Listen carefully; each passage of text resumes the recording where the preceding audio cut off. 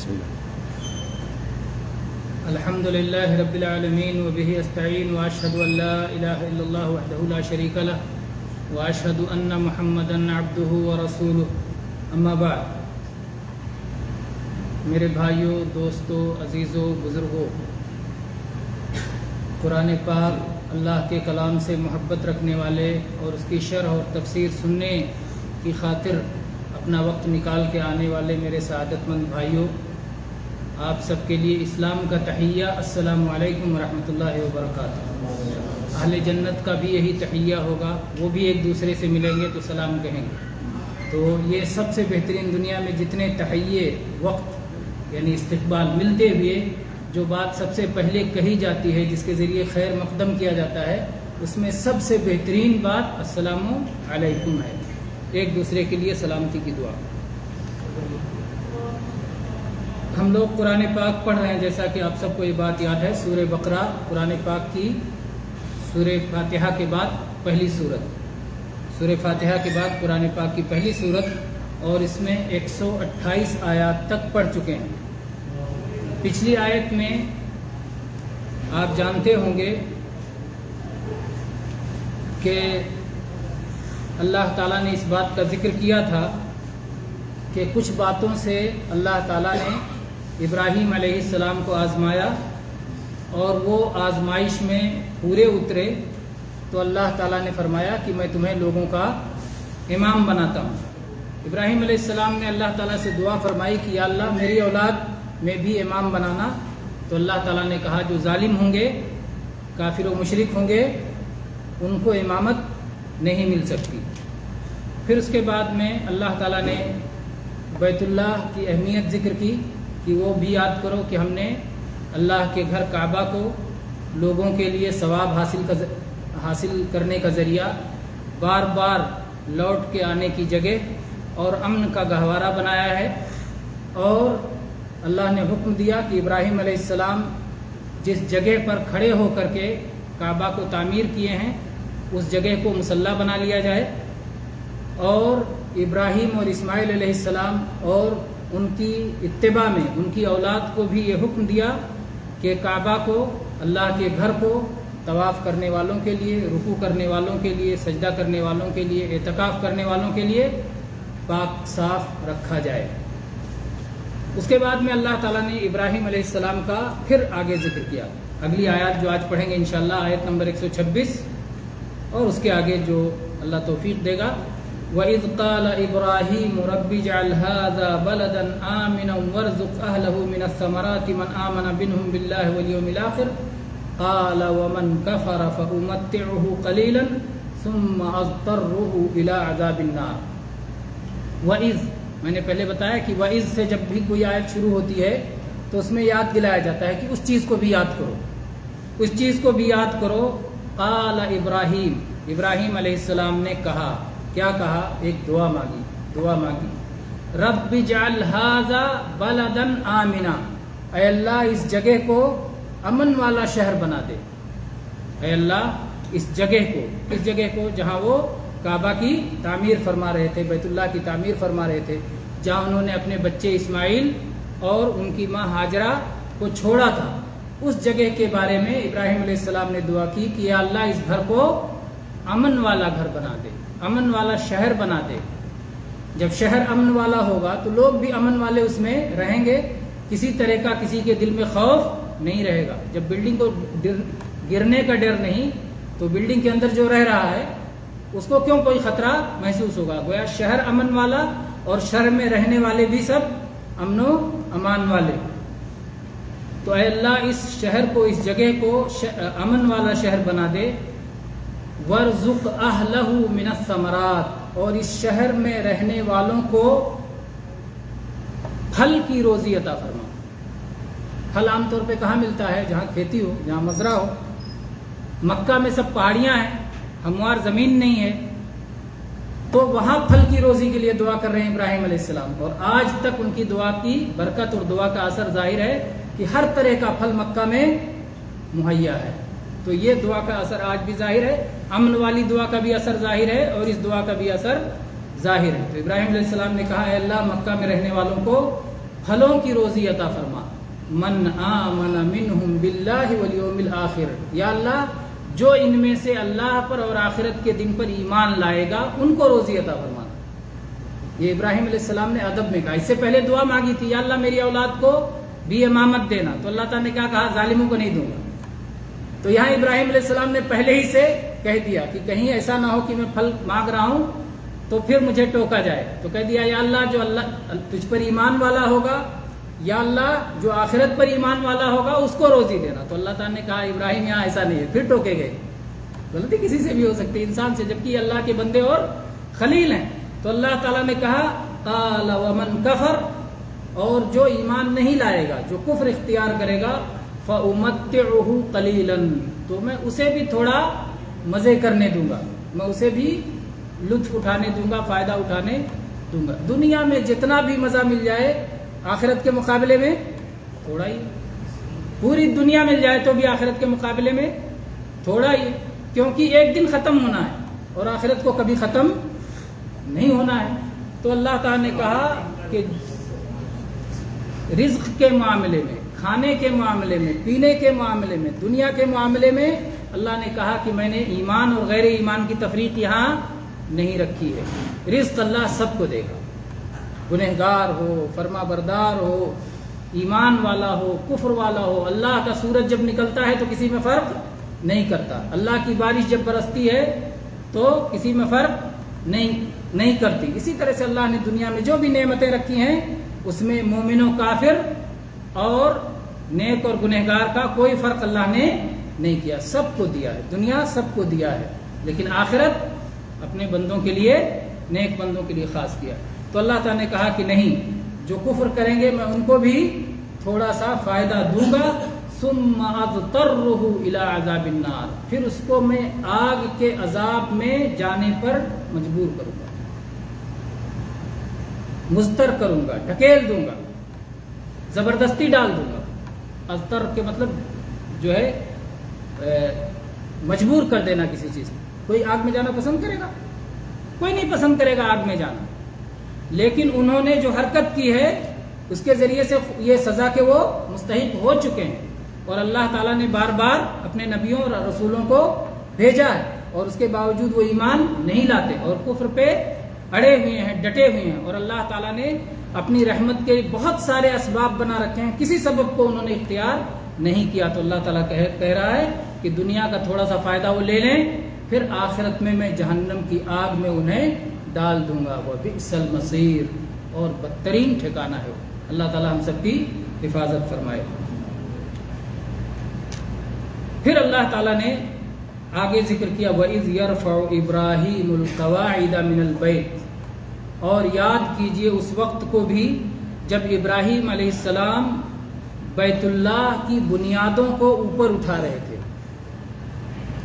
جب قواعد یہ قاعدہ کی جمع، قاعدہ کہتے ہیں بنیاد، بنیاد جس پر دیوار کی تعمیر اور چھت کی تعمیر ہوتی ہے، سب بنیاد ہی پہ ہوتی ہے. تو اس سے بنیاد کی اہمیت معلوم ہوتی ہے کہ بنیاد بالکل ٹھیک ٹھاک اور مضبوط ہونا چاہیے. ابراہیم علیہ السلام نے بنیاد سے کام شروع کیا، بنیاد کو مضبوط کیا، اس کے اوپر پھر دیواروں کو اٹھانا شروع کیا. تو یاد کیجئے اس وقت کو بھی جب ابراہیم علیہ السلام بیت اللہ کی بنیادوں کو اوپر اٹھا رہے تھے، بنیادوں اور دیواروں کو تعمیر کر رہے تھے. وہ اسماعیل، اور آپ کے ساتھ اسماعیل علیہ السلام بھی تھے. اسماعیل علیہ السلام اس کار خیر میں، اس نیکی میں آپ کی مدد کر رہے تھے. تو نیک کام میں مددگار ہونا چاہیے، اور بیٹا مدد کا پہلا حقدار ہے، اپنے گھر میں ہے. اسماعیل علیہ السلام مدد کر رہے تھے. اور اس وقت یہ دونوں کیا کہہ رہے تھے؟ ربنا تقبل منا، اے ہمارے رب ہم سے قبول فرما لے. اخلاص، عجز، انکساری، اتنا بڑا کام کر رہے ہیں، اس پر کوئی گھمنڈ نہیں ہے. اللہ کے سامنے جھکے ہوئے ہیں، اللہ سے مانگ رہے ہیں، ڈر رہے ہیں، امید بھی ہے اور ڈر بھی رہے ہیں کہ کہیں ایسا نہ ہو کہ یہ رد کر دیا جائے اور قبول نہ کیا جائے. سلف صالحین میں بہت سارے بزرگوں سے بات منقول ہے کہ وہ یہ آیت پڑھتے تھے تو رونے لگتے تھے. کہتے تھے اللہ کے خلیل اللہ کا گھر بنا رہے ہیں، اتنا بڑا کام، اور اس کے بعد کہہ رہے ہیں یا اللہ قبول کر لینا. اللہ کے حکم سے بنا رہے ہیں اور پھر بھی ڈر رہے ہیں کہ کہیں ایسا نہ ہو کہ قبول نہ ہو. یہی تو ہے عائشہ رضی اللہ عنہا نے جب وہ آیت سنی قرآن پاک کی جس میں اللہ تعالیٰ نے فرمایا والذین یؤتون ما آتوا وقلوبہم وجلہ، کہ وہ لوگ جو عمل کرتے ہیں، جو بھی عمل کرتے ہیں تو ان کے دلوں میں خوف رہتا ہے. تو عائشہ رضی اللہ عنہ نے کہا اللہ کے نبی یہ کون لوگ ہیں جو چوری کرتے ہیں، شراب پیتے ہیں، غلط کام کرتے ہیں؟ وہ لوگ ہیں کہ کام کرتے ہیں اور اللہ سے ڈرتے رہتے ہیں؟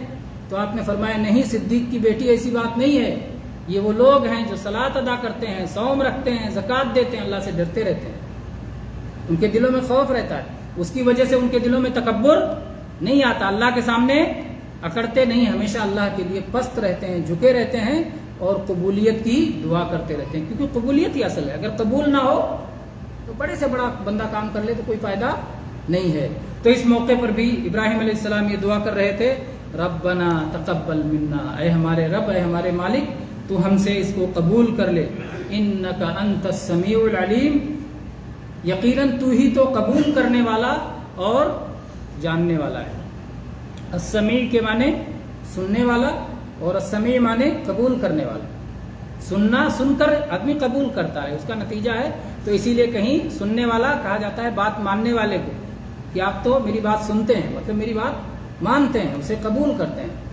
تو کہا انک انت السمیع العلیم، اے اللہ تو ہی سننے والا ہے، سنتا بھی ہے، قبول بھی کرتا ہے، اور علم والا ہے کہ کون اس لائق ہے جس کی بات سنی جائے اور جس کی بات کو قبول کیا جائے. تو سب کچھ جانتا ہے، ہمارا ہر عمل دیکھ رہا ہے، تو اس سے کوئی چیز چھپی ہوئی نہیں ہے. تو اس میں اللہ تعالیٰ کے دو ناموں کا ذکر کیا، سمیع کا اور العلیم کا. تو یہ دعا ذکر ہوئی، اوپر ایک دعا ذکر ہوئی. ہمارے یہاں ایک بہت بڑا مسئلہ ہوتا ہے، کہتے ہیں دعا میں وسیلہ ضروری ہے. ابراہیم علیہ السلام دعا کر رہے ہیں اللہ تعالیٰ سے ربنا، اوپر بھی دعا کیا رب اجعل ھذا البلد آمنا، رب اجعل ھذا بلدا آمنا، ربی کہہ کر کے دعا کیا، وسیلہ لیا.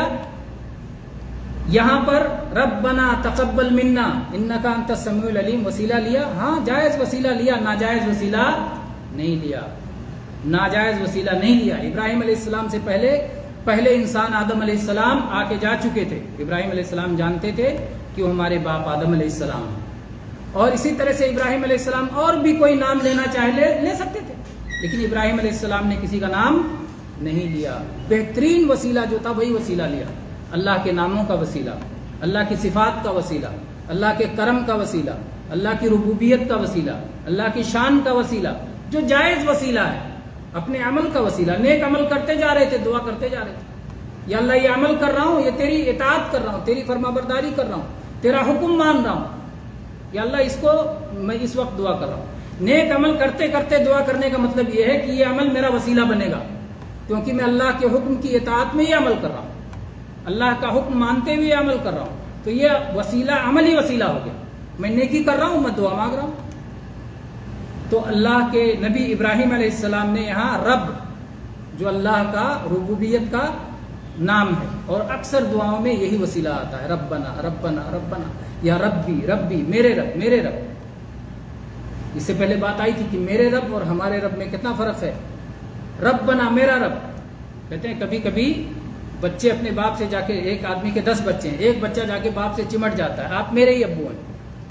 اس کا مطلب یہ نہیں باقی کے ابو نہیں ہیں، لیکن وہ اپنی محبت کو، خالص محبت کو، کہ میں اتنا چاہتا ہوں. تو جب ہم ربی کہتے ہیں میرے رب میرے رب، میں ساری دنیا کو بھول جاتے ہیں کہ مجھے میں یاد ہوں یا اللہ تو یاد ہے، بس باقی مجھے کوئی نہیں یاد ہے. اس طرح سے اللہ سے دعا کرتے ہیں. تو یہ انداز اللہ تعالیٰ کو بہت پیارا ہے، یہی انداز اللہ نے ہمیں سکھایا ہے کہ مانگو تو اللہ سے مانگو، اپنے رب سے، اپنے پالنہار سے، جس نے خود اپنے آپ کو کہا کہ میں تمہارا رب ہوں، میں تمہارا پالنے والا ہوں، میں تمہاری ہر ضرورت پوری کرنے والا ہوں. جب وہ کہہ رہا ہے، بلا مانگے دے رہا ہے، اور اس کے بعد بھی جب ہمیں مانگنا ہوتا ہے تو دوسرے سے، ان سے بیچ میں لانے لگتے ہیں، تو اللہ کو یہ بات کتنی ناگوار ہوگی اور کتنی ناپسند ہوگی اگر تیسرے کو بیچ میں ہم ڈالتے ہیں. یہ اللہ کو سخت ناپسند ہے. اور اگر کوئی ایسا تیسرا بنا لے کہ اللہ کو بھول جائے، اسی تیسرے سے مانگنے لگے تو کفر و شرک ہو جائے گا، اسلام سے باہر چلا جائے گا. ایک آدمی کسی تیسرے کو بنا لے اور اسی تیسرے سے کہے کہ میرا اللہ سے کام کروا دو، اللہ سے مانگے ہی نہیں، ڈائریکٹ تیسرے سے مانگے کہ اے فلانے تم اللہ سے میرا کام کرو، تو یہ کفر ہے. یہ وسیلہ نہیں ہے، بہت سارے لوگ اس کو وسیلہ سمجھتے ہیں، یہ وسیلہ نہیں ہے، یہ کفر اور شرک ہے، کیونکہ اس نے غیر اللہ کو پکارا، اللہ کو نہیں پکارا، اور اللہ کو اس سے زیادہ ناپسند کوئی چیز نہیں ہے کہ کوئی اللہ کو چھوڑ کر کسی اور کو پکارے۔ دعا عبادت ہے، اللہ کو جتنا مانگو اتنا اللہ خوش ہوتا ہے۔ باقی لوگ کیا ہیں، انسانوں کا معاملہ کیا ہے، انسانوں سے مانگو تو ناراض ہو جائیں گے، ایک بار مانگا، دو بار مانگا، تین بار مانگا، اس کے بعد کہیں گے میرا گھر دیکھ لیا، بس چلے آتے ہو جب ہوا اٹھ سر اٹھا کے۔ تو انسان سے مانگو تو ناراض ہوتا ہے، اللہ سے نہ مانگو تو ناراض ہوتا ہے۔ اللہ کے نبی صلی اللہ علیہ وسلم کی صحیح حدیث ہے، من لم یسأل اللہ یغضب علیہ، جو اللہ سے مانگتا نہیں اللہ اس پہ غصہ ہوتا ہے، اللہ اس سے ناراض ہوتا ہے۔ تو اللہ سے مانگنا، اللہ کا نام لے کے مانگنا، اللہ کے صفات بیان کر کے مانگنا، اللہ کی تعریف کر کے مانگنا، اللہ کی شان بیان کر کے مانگنا، اور مانگتے رہنا، دعا کرتے رہنا۔ دعا مستقل عبادت ہے۔ تو ابراہیم علیہ السلام نے یہ دعائیں کی، اس کے بعد اور بھی دعائیں کی، اور نیکی کرتے کے ساتھ دعا قبول زیادہ ہوتی ہے۔ نیکی کے وقت میں جب ہوں، آپ نیکی کی حالت میں ہوں، نیکی کر چکے ہوں، یا نیکی کر کے فارغ ہو جائیں اس وقت دعا کریں، یا نیکی کر رہے ہوں نیکی کی حالت میں دعا کریں، تو یہ دعا کرنے کی قبولیت کا بہترین وقت ہوتا ہے۔ آپ سنے ہیں کہ جب آپ صلاۃ پڑھ رہے ہوں، صلاۃ کے اندر کتنی جگہ دعا ہے، کھڑے رہتے ہیں اس میں دعا ہے، رکوع میں جاتے ہیں اس میں دعا ہے، سجدے میں جاتے ہیں اس میں دعا ہے، دونوں سجدوں کے بیچ میں بیٹھتے ہیں اس میں دعا ہے، دوسرے سجدے میں دعا ہے، تحیات میں بیٹھتے ہیں اس میں دعا ہے، پوری صلاۃ میں دعا ہی دعا ہے۔ سب بندہ مانگتا ہے، اگر سمجھ کے یہی دعائیں پڑھے، اللہ تعالیٰ جزائے خیر دے جمیل بھائی کو۔ وہ آج کہہ رہے تھے کہ ہم لوگوں کے لیے پروگرام میں ایک حصہ یہ بھی رہنا چاہیے کہ کوئی چیز آ کے آپ یہاں سے بتائیں تو تھوڑی سی ہمت بڑھے گی۔ اس سے بہت ساری باتیں ہم کہنا چاہتے ہیں لیکن کہہ نہیں پاتے ہیں، ڈر لگتا ہے۔ تو کم سے کم شروعات کریں سورۃ الفاتحہ سے۔ سورۃ الفاتحہ تو سارے بھائیوں کو یاد ہوگی۔ آئیں یہاں پر، ہر ہفتے میں 2 یا 3 آدمی رکھیں کہ اس ہفتے فلاں فلاں سنائیں گے، کیونکہ زیادہ وقت نہیں بھائی، ہم لوگوں کے پاس وقت محدد ہے۔ تو اس وقت میں 2 یا 3 آدمی اس ہفتے فلاں فلاں سنائیں گے، وہ کہے کہ میں اگلے ہفتے انشاءاللہ سناؤں گا، کوئی تیار ہو جائے، وہ آ کے یہاں سورہ فاتحہ سنائے، یا کوئی صلاۃ کے اندر پڑھی جانے والی کوئی ایک دعا ترجمے کے ساتھ سنائے۔ جیسے کہے دونوں سجدے کے بیچ میں پڑھتے ہیں رب اغفر لی، اے میرے مالک مجھے معاف کر، بس اتنا لفظ اور ترجمہ اتنا سنا کے چلے جائیں۔ آئیں السلام علیکم دوستوں، میں آپ کو یہ دعا سنانے جا رہا ہوں، وہ دعا سنائیں اور پھر چلے جائیں، پھر دوسرا ہے اتنا سنائے چلے جائیں، تو ایک ہمت بھی بنے گی، اور اس سے ہم اس صلاۃ کو انشاءاللہ سمجھیں گے بھی جو ہم دن میں 5 بار پڑھتے ہیں، فرائض جو ادا کرتے ہیں اور اس کے علاوہ جو کرتے ہیں، تو ایک اچھا قدم ہوگا۔ تو انشاءاللہ اس کے لیے تیار، ابھی درس ہو جائے تو انشاءاللہ اس کے سلسلے میں بات کرتے ہیں۔ یہ ہو گئی 2 آیتیں۔ تیسری آیت، اس میں بھی ابراہیم علیہ السلام کی دعا ہے۔ ابراہیم علیہ السلام نے فرمایا ربنا وجعلنا مسلمین لک ومن ذریتنا امة مسلمة لک وارنا مناسکنا وتب علینا انک انت التواب الرحیم۔ ربنا، اور اے ہمارے مالک، وجعلنا مسلمین لک، اور ہم دونوں کو، کون دونوں؟ ابراہیم علیہ السلام اور اسماعیل علیہ السلام، اور ہم دونوں کو اپنا اسلام والا بنا کے رکھنا۔ مسلمین لک، مسلمین 2 مسلمان، یعنی ہم دونوں کو اسلام والا بنا کے رکھنا، اپنا فرما بردار۔ اسلام کس کو کہتے ہیں؟ فرما برداری کو۔ اسلام کی تفسیر کی جاتی ہے الاسلام هو الاستسلام للہ بالتوحید والانقیاد له بالطاعة والبراءة من الشرک واہلہ۔ اسلام کیا ہے؟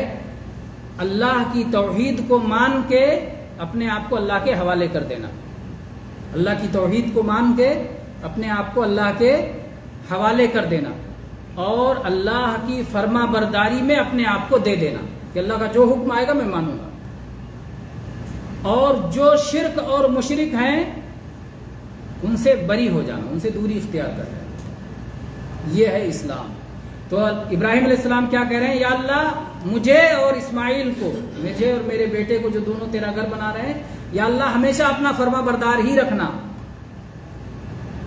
کتنی بڑی بات ہے، اللہ کے خلیل، اللہ کے ذبیح یہ دعا کر رہے ہیں، یا اللہ فرما بردار بنا کے رکھنا ہمیشہ، یعنی کبھی بھی انحراف کا خطرہ ہے، کبھی بھی ہم بھٹک سکتے ہیں، کبھی بھی ادھر ادھر جا سکتے ہیں، یہ اللہ کی توفیق ہوتی ہے جو ہمارا ہاتھ تھام لیتی ہے۔ اللہ دستگیری فرماتا ہے، اللہ کے سوا کوئی اور دستگیر نہیں ہے، اللہ دستگیری کرتا ہے، اللہ ہاتھ پکڑ لیتا ہے، اللہ گمراہی سے بچاتا ہے، اللہ تعالیٰ حفاظت کرتا ہے. تو کہہ رہے ہیں یا اللہ ہم دونوں کو اپنا فرما بردار بنا کے رکھنا. اس کے بعد پھر دعا کرتے ہیں وَمِن ذُرِّيَّتِنَا أُمَّةً مُسْلِمَةً لَكَ، اور ہماری ذریت میں سے بھی، ہماری اولاد میں سے بھی، ہماری نسل میں سے بھی ایک ایسی قوم بنا کے رکھنا جو تیری برابر فرما بردار رہے. سب کے لیے نہیں دعا کیا، کیونکہ ابراہیم علیہ السلام یہ جانتے تھے کہ اللہ تعالیٰ سب کو ہدایت نہیں عطا کرنے والا، اللہ کی حکمت ہے. اس دنیا میں اللہ نے اجالا بھی بنایا ہے اور اندھیرا بھی بنایا ہے. اندھیرے کی وجہ سے اجالے کی قدر و قیمت ہے. اگر اندھیرا نہ رہے تو اجالا نہیں سمجھ میں آئے گا. تو ایک چیز جب موجود رہتی ہے تو دوسری اس سے سمجھ میں آتی ہے. تو اس لیے کفر و شرک قائم رہے گا، ختم نہیں ہوگا. لیکن سارے لوگ اسی میں پڑ جائیں تو نہیں.